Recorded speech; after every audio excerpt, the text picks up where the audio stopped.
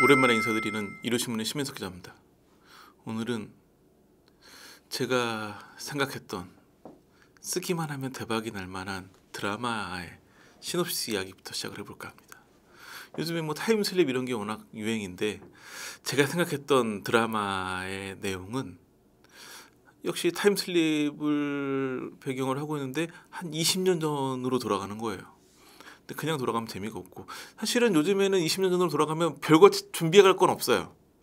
뭐 로또 번호 같은 거 외워가실 필요도 없고, 그냥 가서 그 몇십 원 할 때 비트코인 왕창 사놓고 한 7천만 원대 될 때 팔면 누구나 부자가 될 수 있기 때문에 큰 준비물이 필요 없지만 그런 거를 배제하고 USB를 하나 들고 가는 거예요.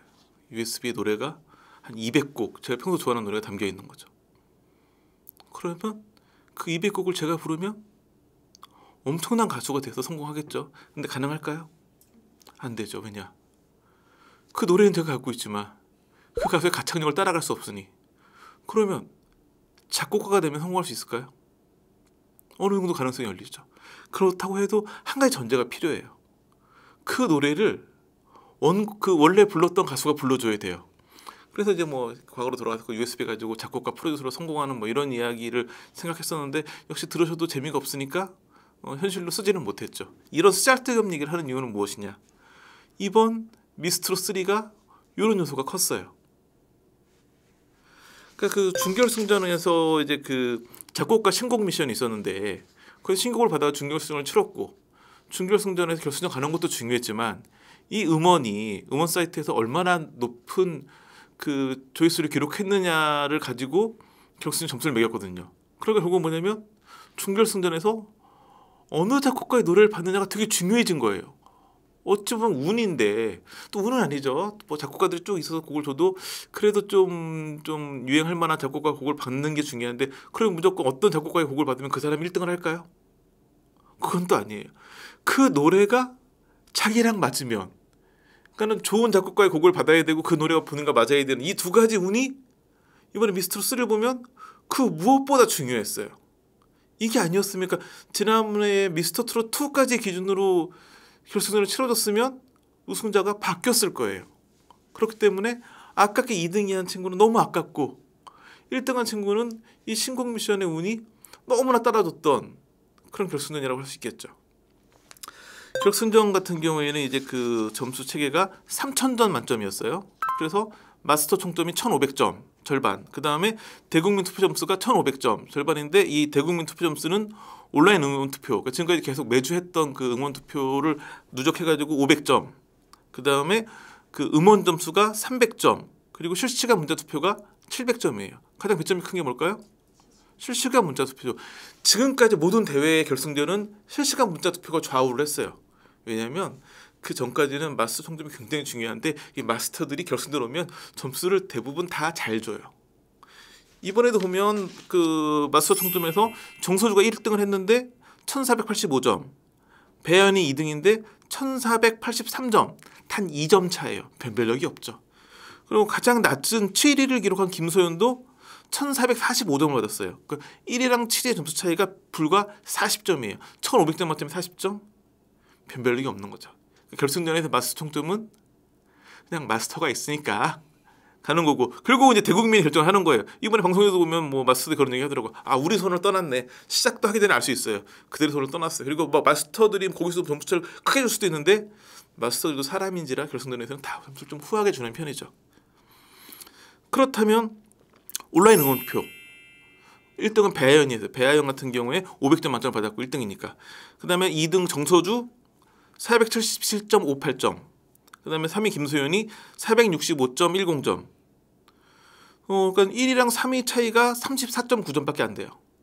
7위와의 차이는 280.7로 좀 벌어지는데 상위권은 40점이 안 되니까 이것도 역시 변별력이 크지 않아요. 그 다음 실시간 문자 투표. 실시간 문자 투표는 좀 크죠. 1등을 배아연이 했어요. 배아연 같은 경우에 700점 만점, 오유진 2등 672.55점, 3위 정소주 560.60점. 그래서 1등에 3위 점수 차이가 139.40이에요. 거의 140점이니까 실시간 문자 투표는 변별력이 확실하게 있죠. 그렇기 때문에 기존의 방식으로 결승전을 치렀으면 배아연이 1등을 했을 거예요. 정서주가 오유준도 있으니까 2등은 또 계산을 해봐야겠죠. 하여튼 1등은 배아연이었을 거예요. 근데 이번에 음원 점수라는 크진 않아요. 300점인데 음원 점수가 들어가니까 정서주가 음원 점수 1등을 했어요. 압도적으로. 배아연이 2등을 했는데 118.29점이에요. 1, 2등 점수 차이가 무려 181.71점. 변별력은 음원 점수에서 제일 많이 나온 거예요. 왜냐하면 음원 점수는 그 음원을 한 곡이 엄청난 인기를 끌어버리면 2등이나 지금처럼 점수가 180점까지 벌어져 버리니까 300점 만점이지만 180점까지 벌어져 버리면 변별력이 엄청난 거죠. 그래서 다 해보니까 결과적으로 총점이 2823.18 정서주, 2등 배아연은 2801.29점. 그러니까 1, 2등 점수 차이가 불과 21.89, 그러니까 22점이 안 돼요. 아슬아슬하게 1, 2등 갈겼는데 이거의 가장 큰 영향력은 음원 점수였던 거죠. 음원 점수가 아니었으면 배아연 1등, 정서주, 오유진이 2, 3등을 하는 결과였을 텐데 이번에 제도를 바꾸면서 새롭게 들어간 1500점 중에 불과 300점밖에 안 되는 작은 요소인 음원 점수였지만 음원 점수가 당락을 갈라버린 거죠. 트롯 업계에서는 이게 뭐 다음 대회부터는 무조건 준결승전에서 좋은 곡을 받는 게 중요하다. 그러니까 약간 운이 많이 작용을 하게 됐다. 물론 어떤 작곡가의 노래건 간에 자기가 잘 소화해가 잘 불러내면 가능하죠. 근데 문제는 뭐냐면 그거는 준결승전에서 점수를 받아서 통과하는 과정의 이야기이고 이게 정말 음원 차트에서 노래를 많이 사람들이 듣는 거는 첫째, 노래가 좋아야 되거든요. 1등을 한 정서주 같은 경우에는 알고 보니 혼수 상태에 바람바람아라는 곡을 받았는데 노래가 참 좋고 정서주 목소리는 너무 잘 어울려요. 그러니까 이제 뭐 실시간 문자 투표, 대국민 응원 투표 이런 건데 팬덤이 많이 밀어주는 게 있다면 음원 같은 경우에는 방송 보고 좋은 사람이 듣는 거예요. 옆 사람이 들으니까 내지는 뭐 누구 차를 얻어 샀는데 누가 그 노래를 들어서 좋으니까 또 자기도 듣고 이 힘이 굉장히 발휘가 된 거죠. 그러니까 히트곡을 만들어낸 힘이 결승전 우승에 엄청난 영향을 미친 거죠. 그렇게 정서주가 진의 자리에 올랐어요. 그렇다고 뭐 정서주보다는 배아연이 1등인데 뭐 안타깝다 이 얘기를 하는 건 아니고 바뀐 제도에 적응하는 게 제일 중요하니까 운도 실력이고 정서주 같은 경우에는 그러면서 아주 기록적인 인물이 됐죠. 역대 트롯 오디션 사상 최연소 우승자. 근데 이게 안타까운 건 새로운 기록이긴 하지만 몇 주 만에 경신된. 왜냐하면 현역가왕에서도 미성년자가 우승을 하면서 현역가왕의 전유진이 17세 2006년생으로 최연소 우승을 했는데 정서주장 같은 경우에는 2008년생 올해 15이죠. 그러면서 한 2년 정도를 앞당기면서 최연소가 됐죠. 오유준 양도 15세. 그러니까 지금 현역가왕은 우승자가 17세 미성년자, 미스트롯 3는 1위, 3위가 다 15세 미성년자가 나왔어요. 미성년자 열풍이라고 할 수 있겠죠. 근데 트롯 업계 관계자들은 이번 대회도 그렇고 앞으로 이런 트롯 오디션 프로그램에서는 미성년자의 상위권이 많이 나올 거라는 예상을 많이 했어요. 그 이유는 이미 미스트롯 1편부터 시작해가지고 각 방송사마다 다 해가지고 이제 좀 트롯 좀 한다는 가수들은 무명이나 뭐 지망생들은 다 나왔어요. 그러니까 새로운 성인 가수 중에는 많지가 않은 거예요. 그러니까 현역가왕은 아예 틀어버렸죠. 그러니까 그냥 현역 중에서 뽑겠다. 근데 말이 현역이지 그간 모든 트롯 오디션 프로그램에 나왔던 출연자들이 다 나온 거였거든요. 그러니까 이제 한 번 걸러진 사람들이 또 한 번 걸러지니까 전유진 같은 스타가 나온 거였고 이제 정말 신인만 놓고 대회를 치렀던 미스트롯 3 같은 경우에는 그 과정에서 그래도 뭐 굉장히 뭐 정서주도 그렇고 배아연도 그렇고 오유준도 그렇고 뭐 훌륭한 가수들이 많이 나왔어요. 그렇지만 이런 형식이 계속되면 될수록 미성년자가 많이 나올 수밖에 없고 또 하나는 시청자층이 약간 중장년, 노년층이 많다 보니까 어린 친구들 노래하면 너무 이쁜 거 손주 같고 손녀 같고 이런 요소가 또 많이 그러니까 정동원 효과가 있었고 불타는 트롯맨이랑 미스터 트롯 2는 스타블라고 그렇게 성공했다고 보기엔 좀 아쉽고 또 기존에 알던 가수들이 또 많이 나오기도 했고 이런 부분에 좀 한계가 있었는데 이번에는 스타블락을 제대로 한 것 같아요. 그럼 방송국들이 굉장히 기쁠까요? 사실 그렇진 않아요. 미성년자 우승자? 제가 제작진이고 뭔가 뒤에서 이렇게 힘을 쓸 수 있다고 그랬다면 안 되는 방향으로 하고 싶었을 거예요. 왜 그럴까요? 이거는 단순히 트롯 오디션을 통해 가지고 1, 2, 3등을 뽑는 게 중요한 프로그램이 아니거든요. 더 중요한 건 결승전에 누가 오르느냐예요. 결승전에 오른 탑7이나 탑10 같은 경우에는 그로부터 최소 1년 내지는 더 길게 그 방송국의 각종 예능 프로그램에 출연하는 고정 출연자가 되거든요. 그러니까 여기서 괜찮은 친구들이 나오면 그 인기가 1년 내내 다른 요일 예능 프로그램과 다 여파를 가져가는 거예요. 대표적인 케이스가 이제 미스터 트롯 탑7이었죠.